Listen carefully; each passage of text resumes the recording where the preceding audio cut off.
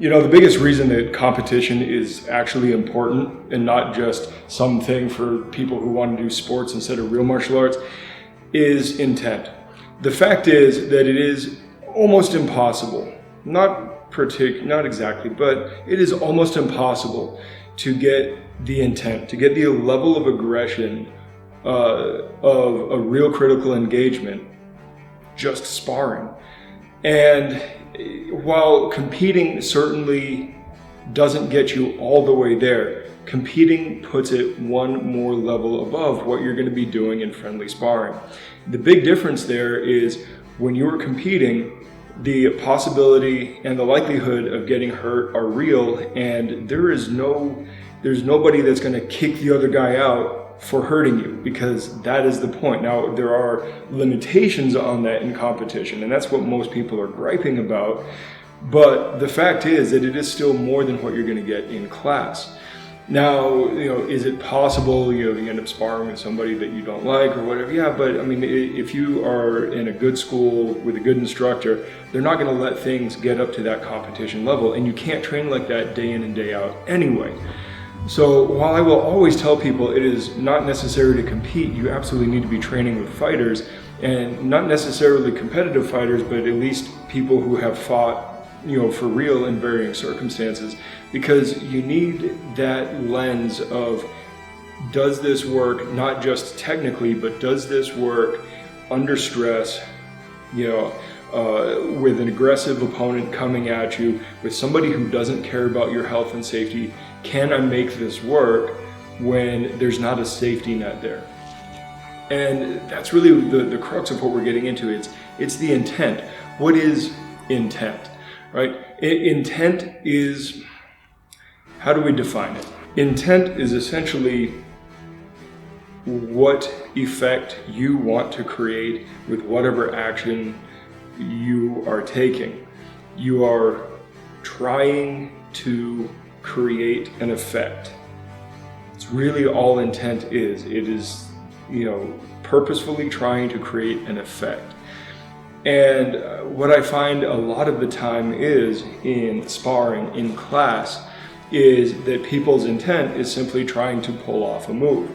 The intent is not, what is this move supposed to be doing? They're just trying to successfully perform a move the same way they would perform it when hitting a bag or a set of pads or doing a form or something like that. And that's fine to a point. But if we look at things, right, how you move yourself through space is only part of the equation. The other part of the equation is your fight IQ. It's all those abstract things like, it's like your context, your timing, your positioning.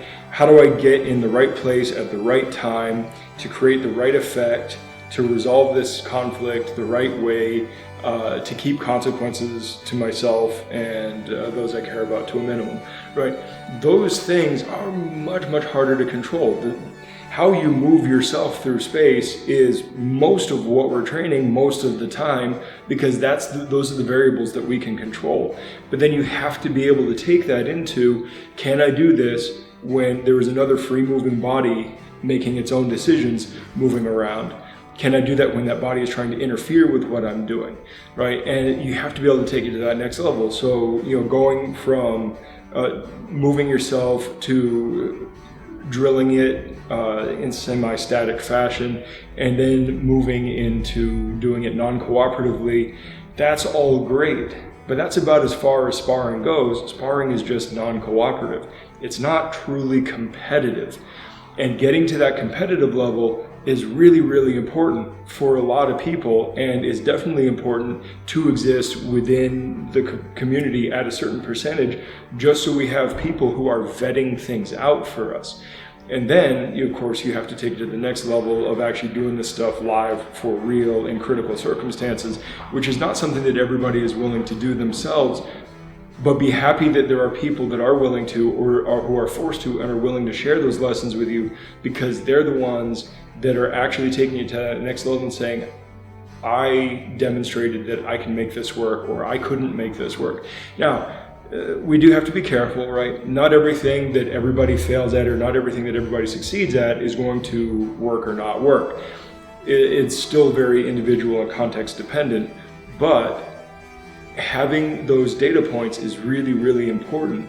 And the fact is that without that proper intent, without those escalating levels of competition and aggressive intent, all the way up to, full final grand ultimate end of all things, you're always going to be missing something. I mean, you're always going to be missing something anyway, but the fact is that you want to be missing as little as possible. So it really is important to have competition, to have people out there competing with you, because without those extra levels of competition and aggression and critical action, you just never know.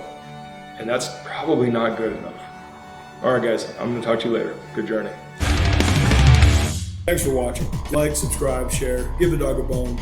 You can follow us on our other social media accounts, and if you really like us, you can head over to Amazon and buy a shirt. You can also go over to Gumroad and purchase some of our instructional courses. All of the links will be provided and also on our website. If you happen to be in the Phoenix area, we would love to meet you. Come drop in for a class, even just to chat. And if you're looking for a new home, we would be happy to have you.